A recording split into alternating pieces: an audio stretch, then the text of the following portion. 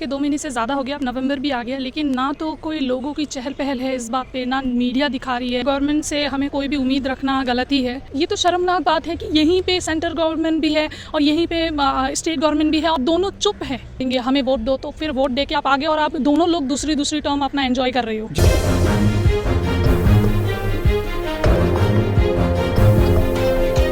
नमस्कार national India news में आपका एक बार फिर से स्वागत है। मैं इस वक्त मौजूद हूँ राजधानी दिल्ली में। मेरे साथ मेरे ख़ास मेहमान अभिवक्ता अमीना अमीन सुल्ताना जी यहाँ मौजूद हैं। मैं उनसे जानने की कोशिश करूँगा। राबिया केस को 60 दिन से ऊपर का अब वक्त तो धीरे धीरे हो चला है। सुप्रीम कोर्ट में ये मुकदमा, ये पूरा केस ट्रायल बेसिस पर है, पर अब तक बेंच पे आने पे अभी भी समय लग रहा है। मेरी बात CBI कर्मचारियों से हुई, वहाँ के कुछ अधिकारियों से हुई। वो साफ तौर पे इस संबंध में कोई भी अपनी तरफ से जानकारी देने से साफ मना कर रहे हैं। मेरी बात जो वहाँ के DM मेहरा थे, जिनका कथित तौर पे जिन पे सारे आरोप लगाए जा रहे थे, चाहे वो भ्रष्टाचार के हो, चाहे वो तमाम चीज़ों के, उनसे भी हुई, पर उनका भी नंबर लगातार स्विच ऑफ जा रहा है। इसी बीच में जानने की आपसे सर्वप्रथम कोशिश करूँगा। 60 दिन से ऊपर का मैम समय हो चुका है। कहीं ना कहीं अब पूरा जो वाक़या है एक तरह से ठंडे बस्ते में जाने का काम कर रहा है। इस पर आप इसको किस तरह से देखते हैं? जी देखिए, 2 महीने से ज़्यादा हो गए हैं। 24 या 25 अगस्त को हुआ था, तब से लेके 2 महीने से ज़्यादा हो गया, अब नवंबर भी आ गया, लेकिन ना तो कोई लोगों की चहल पहल है इस बात पे, ना मीडिया दिखा रही है। मतलब मुझे समझ में नहीं आ रहा है कि इतना कैसे लोग मतलब हार्टलेस हो गए कि किसी को फ़र्क ही नहीं पड़ता। और निर्भया के टाइम पे तो इतना बवाल, इतना कि कांग्रेस गवर्नमेंट को चैन नहीं था जी। मतलब ऐसा लग रहा था कि ये गवर्नमेंट ही ख़त्म हो जाएगी उसके बाद जी। लेकिन अभी देखिए कि राबिया का इतने दिन से हो रहा है और इतना बुरी तरीके से हुआ, इतना मतलब इतना लेकिन रूटली रेप किया और फिर रेप करके काटा गया, मारा गया और कितना बेरहमी तरीके से उसके साथ सुलूक किया गया। लेकिन उसको जस्टिस तो दूर की बात है, कहीं पे शोर शराबा ही नहीं है। इसका रीज़न क्या है? तो मुझे तो समझ में नहीं आ रहा इसका रीज़न क्या है, लेकिन लोगों को बात उठानी चाहिए। उनके साथ जो भी हुआ गलत हुआ। मैम, कल मेरे कांग्रेस के बड़े लीडर थे, उनसे मेरी बात हुई। उन्होंने बताया कि निर्भया कांड के ऊपर निर्भया फंड बनाया गया था दिल्ली में।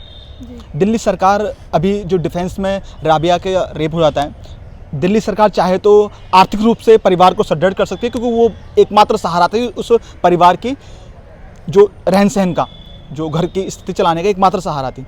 निर्भया फंड पे मिनिस्ट्री ऑफ फाइनेंस के पास 409 करोड़ रुपए, कहाँ ये लोग यूज़ करेंगे इस फंड को? आखिर बेटी के परिवार वालों को जो डिफेंस में काम करी और महिला पे क्यों उनके सशक्तिकरण पे बात नहीं होती? जी देखिए, मैं ये बोलूँगी कि ये गवर्नमेंट से हमें कोई भी उम्मीद रखना गलती है जी। ये लोग नहीं देंगे, क्योंकि देखो, कोरोना के टाइम पे प्राइम मिनिस्टर मोदी ने अपने अकाउंट में, मतलब अपने नाम के अकाउंट में प्राइम मिनिस्टर्स फंड करके कितना पैसा लाया। आज उस पैसे को बोल रहे कि इट इज़ ए प्राइवेट, वो उसका कोई अकाउंटेबिलिटी नहीं है, जबकि इनकी मैनिफेस्टो में लिखा था कि अकाउंटेबल होंगे और ओपननेस होगा, लेकिन ना तो ओपननेस है ना अकाउंटेबल है। तो इनसे तो इनका अब वो पैसा जो था अब वो कहाँ गया, इनसे कौन पूछे? इनको पूछोगे तो वो कोई ना कोई बहाना लगा ही देंगे। ठीक है, तो इनसे तो मेरे को कोई उम्मीद नहीं है। मैम, दिल्ली में और भी कहीं अभी लगातार दिल्ली अपराधों की सिटी बनती जा रही है। लोगों से मैं जानता हूँ, लोगों से मैं पूछने का प्रयास करता हूँ, तो सब लोग अब अनसेफ फील कर रहे हैं। ऐसी स्थिति में अब जो आम जनता है, आम जनमानस है, वो किस तरफ जाएं? आपके विचार क्या है इसमें? जी देखिए, केजरीवाल सरकार और BJP सरकार दोनों सेंटर और स्टेट में है, ठीक है। उन लोगों ने बोला था कि यहाँ कांग्रेस ने तो ये किया, वो किया, कभी ऐसा नहीं किया, वैसा नहीं किया, तो हम करेंगे, हमें वोट दो। तो फिर वोट दे के आप आगे और आप दोनों लोग दूसरी टर्म अपना एंजॉय कर रहे हो जी। ठीक है, लेकिन अभी तक केजरीवाल सरकार ने बोला हर एक कोने में हम कैमरा लगाएंगे। कहाँ है जी? अगर हैं तो फिर लोगों को जो ख़राब काम कर रहे हैं, जो रेप कर रहे हैं, उनको डर क्यों नहीं है कि कैमरा वाले हमें देख रहे होंगे? ठीक है। और जो यहाँ पे ये तो शर्मनाक बात है कि यहीं पे सेंट्रल गवर्नमेंट भी है और यहीं पे स्टेट गवर्नमेंट भी है और दोनों चुप है जी। राबिया वाले केस पे केजरीवाल अभी तक चुप है। स्टेट जो सेंट्रल उनके तो मंत्री पे भी आरोप लग गया है, उनके DM पे भी आरोप लग गया है। उनकी जो उनका जो मौन होना है, वो कहीं ना कहीं बहुत बड़े सवाल उन पे सवाल या निशान पैदा कर रहा है। देखिए, जब केजरीवाल जी आए थे, आने से पहले उन्होंने ये सब भी दावा किया था कि एक जो मिनिस्टर होता है उसके पास आसपास लोग भी क्यों होते हैं, ठीक है, मतलब उनको क्यों गाड़ी की ज़रूरत है, क्यों इसकी ज़रूरत है, उनको तो खुलेआम आम इंसान की तरह चलना फिरना चाहिए ना, आम लोगों की तरह। तो उन्होंने करप्शन पे बात किया था, उन्होंने मतलब एक अलग ही उन्होंने दुनिया दिखाया था, और जो वो दुनिया देख के उनको सबने वोट दिया, वो आए, अब दूसरी बार एंजॉय कर रहे हैं, लेकिन अब वही सेम है जी। आप वही आप पहुंच गए जहां पे हर कोई, आपने दावा किया था कि हर कोई वहां पे ही है, और आप अब मतलब सेंटर के साथ मिलजुल के रहने की आप बिल्कुल कोशिश करें कि सेंटर भी आपको कुछ ना बोले, आप भी सेंटर को कुछ ना बोलो, आप भी खाए वो भी खाए, सब चुप। मैम, आज़ादी के 70 साल इस देश को हो चुके हैं, इतना समय हम धीरे धीरे अब इस भारतवर्ष में बिता चुके हैं। तमाम जो चीज़ें, अब NCRB का डाटा भी ले लीजिए, लगातार क्राइम बढ़ रहा है, महिला अपने आप को अब असुरक्षित समझती है इस परिवेश में।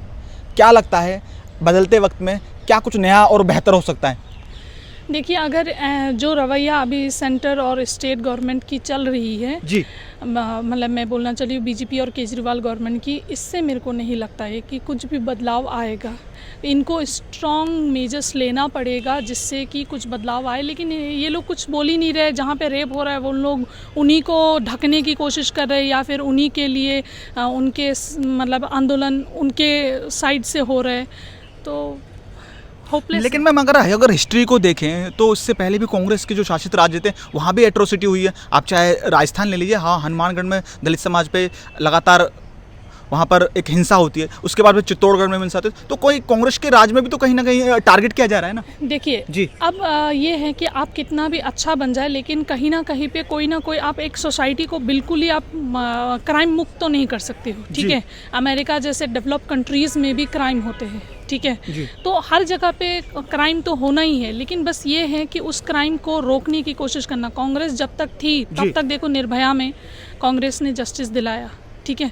आज निर्भया की पेरेंट्स भी ठीक है, वो हैप्पी है, मतलब कहीं ना कहीं पे उनको ये शायद आज वो सोच रहे होंगे कि थैंक गॉड हमारी मतलब मोदी गवर्नमेंट के टाइम पे ये सब नहीं हुआ, वरना फिर पता नहीं उनके साथ क्या होता। उनकी बेटी चली गई, वो तो दुखद है ही, ठीक है, लेकिन कम से कम एक चीज़ है कि चलो कांग्रेस गवर्नमेंट के टाइम पे उनको जस्टिस मिल गई, ठीक है। इस गवर्नमेंट की टाइम पे जस्टिस मिलना मेरे को नहीं लगता। कांग्रेस के टाइम पे भी बहुत सारी गलत बातें हुई हैं, ऐसा नहीं है, लेकिन कम से कम कांग्रेस गवर्नमेंट के टाइम पे आप उम्मीद रख सकते हो कि आपको जस्टिस मिलेगी जी। मैम, मेरा आपसे अंतिम सवाल, अभी कुछ समय पहले राबिया जो प्रकरण हुआ, इस पूरे प्रकरण में हम लोगों ने देखा कि मेन स्ट्रीम जो मीडिया थी उसकी भूमिका बहुत ही खराब रही, उसने इसको कवर करना भी जरूरी नहीं समझा। क्या लगता है कि पर्टिकुलर क्यों जो मेन स्ट्रीम मीडिया इन मुद्दों को भटकाता है? आप देख लीजिए, तमाम जो मुद्दे हैं, चाहे आर्यन खान का हो गया, फिर चाहे वो NCB का हो गया, इसके पीछे ज़्यादातर इन्वॉल्वमेंट दिखी। तो क्या बेटी बचाओ और बेटी पढ़ाओ जो इस देश में नारा बन के रह गया, तो क्या अब उसको सही समझ लें हम लोग? देखो, मीडिया भी जो ज़्यादातर मीडिया है इस इंडिया में फ़िलहाल, वो लोग बिल्कुल पपेट बन चुके हैं। उनको एक ही चीज़ दिखता है कि उनका फ़ायदा कहाँ पे हो, तो उनका गवर्नमेंट के साथ रहने का फ़ायदा है, तो वो अपना जो है अपना ड्यूटी भूल चुके हैं, और वो लोग अभी फ़िलहाल सिर्फ अपने फ़ायदे के लिए काम कर रहे हैं। तो फिर उनका काम है एक ही कि भटकाना।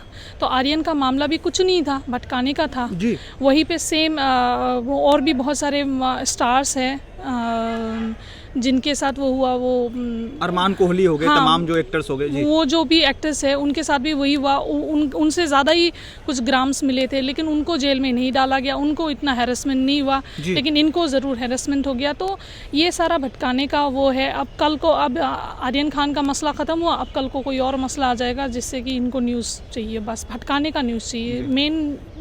मेन सवाल उनसे कोई ना पूछे। तो अगर आपको पसंद आया हो तो इसे लाइक करें, कमेंट करें, शेयर करें, और हाँ, हमारे चैनल को सब्सक्राइब करना ना भूलें ताकि देश विदेश से जुड़ी खबरें आप मिस ना करें, क्योंकि कोरोना काल में 2 गज दूरी, मास्क है जरूरी। नमस्कार।